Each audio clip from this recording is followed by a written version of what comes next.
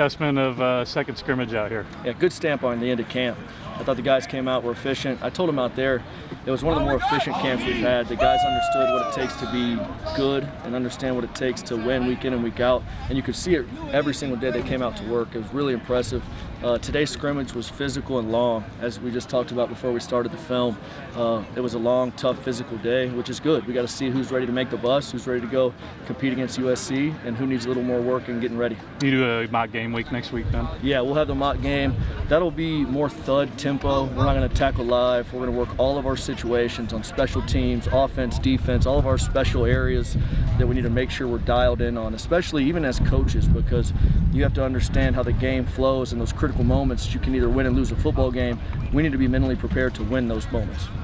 Defensively, coach, some turnovers today, obviously. What do you think of the defensive side? It was good to see. They flew around. They created big plays, which is always good. It starts with the pass rush. You know, one thing about last year, sometimes we would get a little bit lacked in our pass rush, which created some big plays. That's been an emphasis for us this camp, and that creates the big hits, the big picks that you see.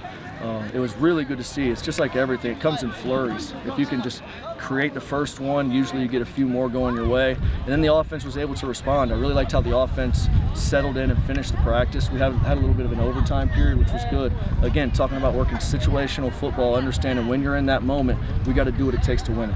When will you know a true number 2 quarterback? We'll have a big eval tomorrow. And again, I think nowadays the big thing to do on the depth chart, so I've seen, is or. You know, you might have a long list of ors maybe. Luckily, we know who our starter is, which is good. And then we'll kind of go from there. Go ahead. Defensive line depth. It looks as good as probably we've seen since you guys, before you guys. Just the edge rushers, you having healthy guys in the interior when you guys were pretty banged up there. Just what are you noticing from that front? It looks like it's ready to take a step. Yeah, that's encouraging to see. It all starts up front. You've got to do things to first stop the run. You can't let them just run up the middle of your defense and expect to win games. And then when you get them in advantage third downs, be able to take advantage of it, get creative with our defensive fronts and alignments, and put pressure on the quarterback. The one thing that all the mentors, it rings in my mind every single third down, I think that's why we've been so good, is affect the quarterback. Find a way to show him a different picture. Find a way to get advantage rushes for our interior players and then be successful. Kicking game will be critical. What did you say in the kicking game, either field goals or punting today? Yeah, really like Yusuf's week. Yusuf's had a phenomenal week. He's set to have a big year. He's got a big leg. The one thing I really love about Yusuf is if you let him, he'd kick every single day. Unfortunately, you have to say, hey man, listen, we know what your leg can do. We understand that you want to get reps, but we still have to manage your workload and be ready to kick when we need you. And then punting-wise, that will be a tough decision. We've been objective about it. You know, that's the main thing. Be able to show your players who won the job and who needs to be a good number 2 that's ready to go.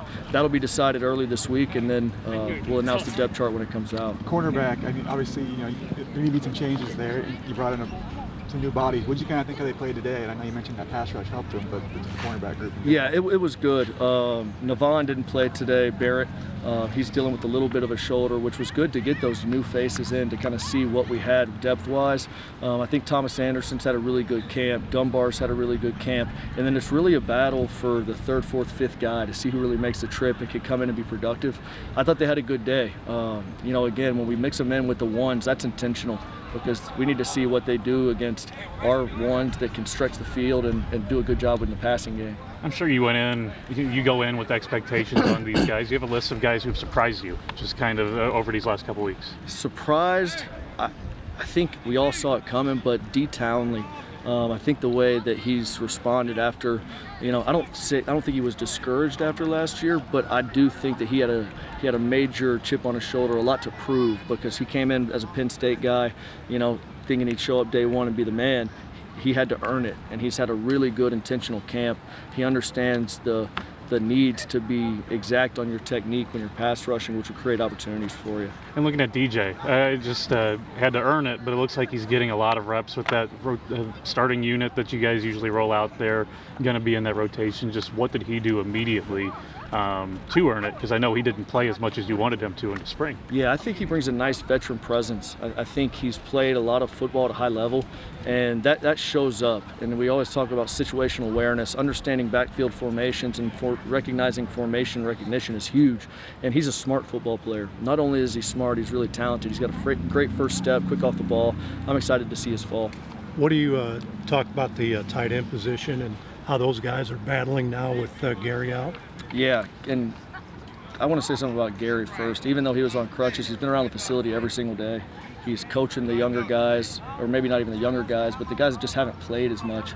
And it speaks to who he is as a person. He's got unbelievable resolve in his life. He knows who he is. He knows where his foundation lies, and he's a great teammate. Now with the other guys, it's wide open. It's going to be by committee, because I do think we have some talented pieces there with Hagler and Hip and Askern, and even Jackson's done a good job, and so that's an exciting group to watch moving forward. Interior defensive line, just going back and looking at the snaps and the games played last year, just seeing this guy's out, and how many are out. Just what have you made of that group now that it's healthy and you're able to add on a couple more pieces? I think depth there is absolutely critical. D-line is a position that you have to rotate in and out, keep bodies in, and we feel really good about our 2 deep. And like you said earlier, we haven't had that around here on a consistent basis, and it makes you feel good, especially as a defensive play caller, that you can do the things you want to do, because everyone talks about third down, but if you're getting in third and shorts and you're not winning first and second down, it doesn't matter, because those numbers aren't in your favor. And that's one thing they've done a really good job of, is being efficient, stopping the run, and creating good third downs. A lot of wide receivers play today. I'm sure that's by design, just reps in camp as you go into evaluation tomorrow. Just kind of what are you making of, I know you've teased that it could be 6, 7 deep as far as guys rotating in. Yeah, I still think that's pretty accurate. I really like the wide receivers group. They're really athletic. I'm not saying there's one guy in there that really stands out, because again, you can talk about our veterans, till you're blue in the face. You got James, Dash, J-Rob's had a phenomenal camp, but those young guys, the way that they've stepped up, Tristan Gardner is a phenomenal player. Ronell Johnson has really stepped into a really positive role for us. And the best part is Jacob trusts them. And they trust Jacob to put the ball in the money when he needs to. And again, I think you will continue to see a bunch of faces. James Thumb trending towards USC, or just kind of how you looking at Blackstrain? We're looking better. It really depends on how the movement comes in his hand. Obviously, at a position like that, you can't club him up and let him play. He's got to be able to catch the football. And we're going to do right by James, making sure that when he is in, he can protect himself, he can be productive, and have a great senior year. That'll open up an opportunity for Makai Cope, who I think went to high school about 7 miles away from USC, so that's kind of a cool deal. Right? Yeah, Makai's a big, strong presence out there. Really like his game. He's got ability to stretch the field too. A lot of times you see a big physical receiver and you think he's just going to be running spot routes and intermediate routes. He can really run and stretch the field as well. Great with the ball in the air. Really excited to see what he does this year too. All right, Thanks, guys. Take care. Thank you. Good seeing you. Appreciate you.